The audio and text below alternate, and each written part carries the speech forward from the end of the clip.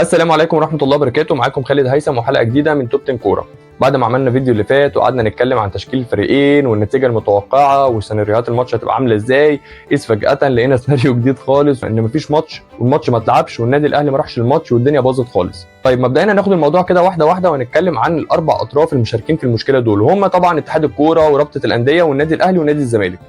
هنبدا مبدئيا برابطه الانديه اللي ما كانش عليها دور اساسي قوي في النقطه ديت وفي الماتش دوت، لان رابطه الانديه مش هي المسؤوله عن تعيين الحكام، ده طبعا دور اتحاد الكوره. بس رابطه الانديه هي بدايه شرار الاحتقان اللي حصل الفتره اللي فاتت ديت، وده طبعا اتمثل في القرعه بتاعه الدور الثاني للدوري المصري، لان طبعا مش طبيعي ان الناس كلها تروح تتسحر وتنام الساعه 4 الفجر ولا 5 الفجر، تصحى من النوم الساعه 10 الصبح تلاقي ان في قرعه حصلت وفي ترتيب ماتشات حصل. وطبعا النادي الاهلي يعني كان في علامه استفهام برضو على ماتشاته، ان انا ازاي هبدا اول ماتش مع الزمالك، ثاني ماتش مع بيراميدز اللي طبعا متوقع جدا يبقى فيه انذارات وفي غيابات لاعبين، في طبعا ممكن سباب يحصل من الجمهور فالماتش يتلعب من غير جمهور. القرعه دي على فكره كانت ممكن تعدي بسهوله جدا لو كانت اتعملت زي كل سنه، اتذاعت مباشر على التلفزيون الساعه 11 الظهر او مثلا الساعه 3 العصر ايا كان الوقت، لكن الوقت بتاع القرعه بصراحه كان مريب وكان ده علامه استفهام. طبعا ما حصلش اي اعتراض رسمي على الموضوع دوت، بس تحس كده ان الموضوع ما اتبلعش يعني، ودي كانت بدايه الشراره اللي انتهت بالكارثه اللي حصلت يوم ماتش الاهلي والزمالك. نروح بقى للطرف الثاني وهو اتحاد الكوره، اللي هو فعلا بصراحه عليه علامه استفهام كبيره جدا. ايه السبب اللي يخليك انك تصر على انك تلعب الماتش بحكام مصريين في الوقت اللي الاهلي كان طالب فيه حكام اجانب والزمالك ما كانش في الاول هيمانع؟ يعني خلينا نتكلم برضو في نقطه الزمالك ديت وهاجلها برضو قدام شويه. الزمالك لو في الاول الاهلي طلب حكام اجانب واتحاد الكوره وافق، الزمالك ما كانش هيتكلم وكان ايه الموضوع هيعدي. الزمالك بدا يعاند لما الموضوع دخل في عند من اتحاد الكوره في الاول، فالزمالك طبعا حب ان هو يكمل الموضوع، وانا كمان ما عنديش مشكله ان العب بحكام مصريين. لكن لو من الاول انت اتحاد الكوره اصلا وافقت على طلب الاهلي الطبيعي جدا، واللي هو شايف ان انا بصراحه ده حقي يعني انا عايز العب ماتش بحكام اجانب، كان الموضوع خلص. لكن انا مش فاهم دلوقتي، هل انا برضو دي بصراحه مش متاكد منها وعايز برضو حد يطلع يتكلم بصيغه مباشره سواء من النادي الاهلي او من اتحاد الكوره. النادي الاهلي انت طلبت رسمي من اتحاد الكوره انك عايز تلعب الماتش بحكام اجانب وقدمت طلب رسمي، واتحاد الكوره هل انت ما جالكش حاجه ومفيش حاجه اتطلبت منك؟ لانها هتبقى غريبه جدا بصراحه لو طلب منك طلبات رسميه ان الماتش يتلعب بحكام اجانب وانك ترفض وانك ما تردش وانك ما تعملش اعتبار للجوابات ديت وتصر على الماتش يتلعب بحكام مصريين. علامه استفهام غريبه، انت بتخترع مشكله. اما بقى الطرف الثالث وهو نادي الزمالك، بس نقطه نادي الزمالك دي انا مش هتكلم فيها كتير لان هو نقطه واحده بس اللي هعلق عليها، اللي هو كان عامل لسه من اسبوع او 10 ايام مؤتمر كبير جدا وكان مخلي احمد حسام ميدو بيتكلم عن الحكام المصريين وان هو اصلا معترض على الحكام المصريين عبر التاريخ وان في عنده مشكله مع الحكام المصريين. طلعت انت ببيان، عارف لو كنت سكت كان ممكن الموضوع يعدي.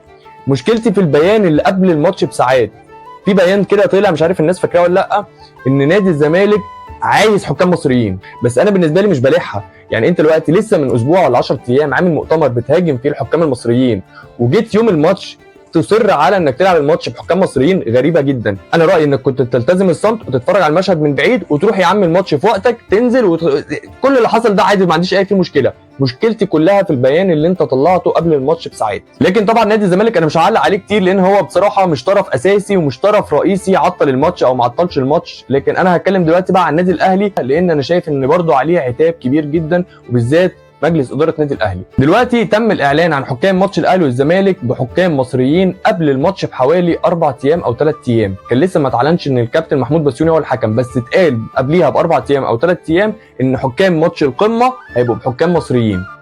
الاهلي قدم زي اعتراض حلو كده، وقد يكون ان هو قدم جوابات رسميه، وقد يكون ان هو قدم طلبات رسميه. عدينا اليوم الثاني والثالث ووصلنا لحد قبل الماتش بيوم، يعني تم الاعلان بقى ان خلاص محمود بسيوني هو الحكم رسمي. حلو كده، احنا عدينا اول يوم وثاني يوم وثالث يوم اللي اتعلن فيه اسم الحكم. انت يا نادي اهلي سايب كل الايام ديت وشايف ان مفيش اي خطوات بتحصل من اتحاد الكوره انه يعين حكام اجانب، جاي تجتمع يوم الماتش وتعلن عن قرار انسحابك من الماتش وقرار انسحابك من بطولة الدوري الساعة 2 العصر يوم الماتش قبل الماتش ب7 ساعات.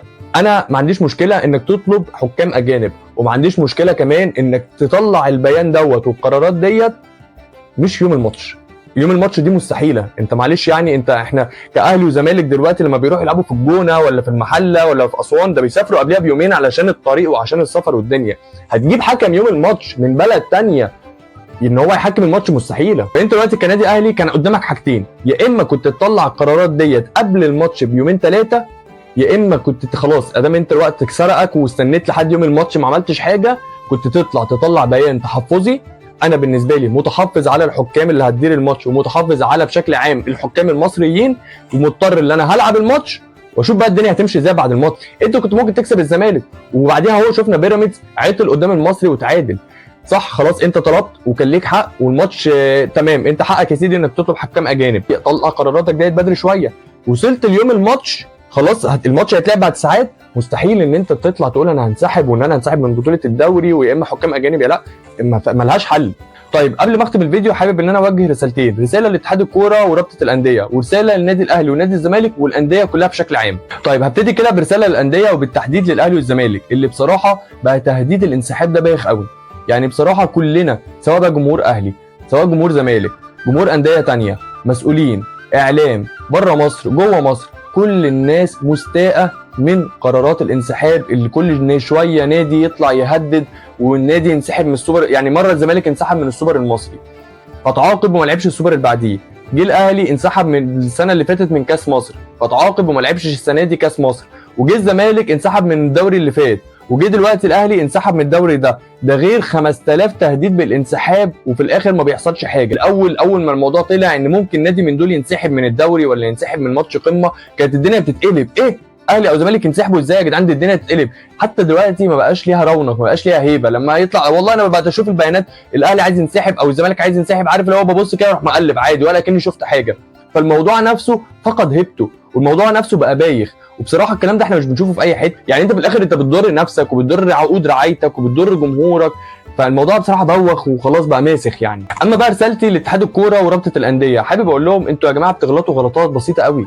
يعني من الاخر كده انتوا في حاجات ممكن تبقى غلطات غصب عنكم والواحد يعديها، انما انتوا بتعملوا ازمات وبتعملوا مشاكل بسيطه قوي ممكن تتفادوها بسهوله جدا، بس سبحان الله الحاجات دي بتعمل كوارث في الكره المصريه.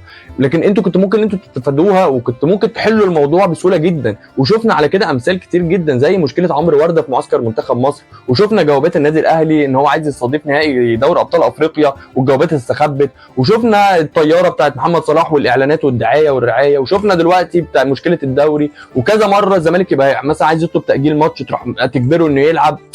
حاجات يا جماعه ممكن نحلها بسهوله قوي، ومشاكل تنتوفه يحصل منها كارثه. عارف انت لو الموضوع صعب شويه او مثلا النقطه دي معقده شويه فاقول لك يا سيدي الله يعينك الموضوع كبير عليك والموضوع فعلا صعب، انما دي بتبقى حاجات لسه بدايتها سهله جدا. تاني برضو المشكله ديت، طب ما في طرف هيلعب في الماتش عايز ان هو يلعب بحكام اجانب، ما تجيب له يا سيدي حكام اجانب سواء بقى على حسابه، قول له بقى انا هجيب حكام اجانب بس على حسابك انت، او مثلا هجيب حكام اجانب بس مش عارف ايه، بيبقى في كده صيغه تواصل، يبقى في كده يعني الموضوع يبقى يتحل بسهوله. انما ليه تطنش وليه تستنى ويبقى في عند في الناحيه الثانيه تعاند، فليه؟ حابب بقى اوجه رساله اخيره لرابطه الانديه، بس انا عارف ان جمهور الاهلي هيزعل مني في النقطه ديت، بس عشان اكون كملت كل الرساله كامله وكنت طلعت كل اللي جوايا مره واحده، بس برضو هعيدها تاني مش عايز جمهور الاهلي يزعل مني في النقطه اللي هتكلم فيها دلوقتي. والرساله دي لرابطه الانديه عشان انت دلوقتي هتغلط غلطه 5، يعني من الاخر كده في 4 غلطات اتكلمنا عليها وانت ممكن تغلط الغلطه ال5. احنا مبدئيا بصور الفيديو دوت يوم الجمعه، ويقال والله اعلم ان بعد ساعات او يوم السبت هيتم اعلان الله اعلم بقى ان الماتش يتعاد او يتم اعلان فوز الزمالك ايا كان. بس دي رساله لرابطه الانديه بغض النظر عن ميولي وبغض النظر عن ميول حضرتك سواء اهلاوي او زملكاوي، الرساله محدده ومباشره. في حالة إعادة الماتش أو أي استثناء أنت هتفتح على نفسك فتحة كبيرة جدا، وهتفتح علينا فتحة كبيرة جدا إن أي نادي مش عاجبه أي حاجة هينسحب. يعني كده من الآخر باختصار، للأسف الأهلي انسحب من الماتش، الأهلي هيتعاقب سواء بقى نفس العقاب بتاع الزمالك اللي هو 3 نقط دلوقتي و3 نقط آخر الموسم، الدنيا تمشي إزاي. لازم هتراضي النادي الأهلي لأن النادي الأهلي برضه في الاخر كان بيطلب حق من حقوقه وما كانش بيطلب حاجه صعبه، لازم هيتراضى، ولازم يبقى في بيانات ولغه تواصل، يبقى في قعده كبيره جدا ويبقى في كلام كبير جدا ما بين المسؤولين في اتحاد الكوره ورابطه الانديه والنادي الاهلي. لكن انا بتكلم في الاخر في القرار النهائي سواء بقى باعاده الماتش او سواء بقى باي استثناء ممكن يحصل او ان الاهلي ما يتعاقبش او اي حاجه من ديت، هتفتح علينا فتحه في الايام الجايه وفي اي بطوله. فرقه بتهبط، فرقه بتنافس على الدوري، فرقه في نص الدوري ومش عاجبها اي حاجه، كل واحد يقول لك يا باشا انا هنسحب ويلم له فرقتين 3 ويقول لك انا انسحبت ويبوظ لك الدوري. لازم تكون الرابطه صارمه في النقطه ديت. بغض النظر انا ممكن اكون اهلاوي وبشجع الاهلي وبعشق تراب الاهلي، لكن في حاله ان الرابطه هتدي استثناء المره دي هتفتح علينا كلنا ككره مصريه فتحه كبيره جدا. في نهايه الحلقه كنت اتمنى من كل قلبي بصراحه ان انا اتفرج على ماتش كبير، سواء بقى الاهلي كسب او الزمالك كسب. كان نفسي اتفرج على ماتش ديربي قوي. الدوري الناس دلوقتي بتطالب بتشفيره، وفي اقتراحات بيقول لك عايزين نشفر الدوري. فبصراحه انا شايف ان كل اللي بيحصل دوت بيضر بسمعه الكره المصريه، وشايف ان اللي بيحصل دوت بيقلل من بصراحه حماسنا وحبنا. الناس كلها دلوقتي بقى في عدد كبير جدا من الناس والله بتتفرج على كره اوروبيه بس. انا في ناس في اصحابي ما يعرفوش اصلا كان في ماتش اهلي وزمالك ليه، بيقول لك يا باشا اتفرج على ايه. فبلاش تخلي الدنيا واقعه كده، والموضوع سهل اساسا، يعني الموضوع في ايدينا، الموضوع مش صعب. اهم حاجه بقى في الليله دي كلها اوعى تنسى انك تعمل لي لايك وشير وسبسكرايب، وتكتب لي في الكومنتات رايك بشكل عام بقى عن العبث اللي حصل دوت. وان شاء الله نتقابل الحلقه الجايه على خير. سلام عليكم.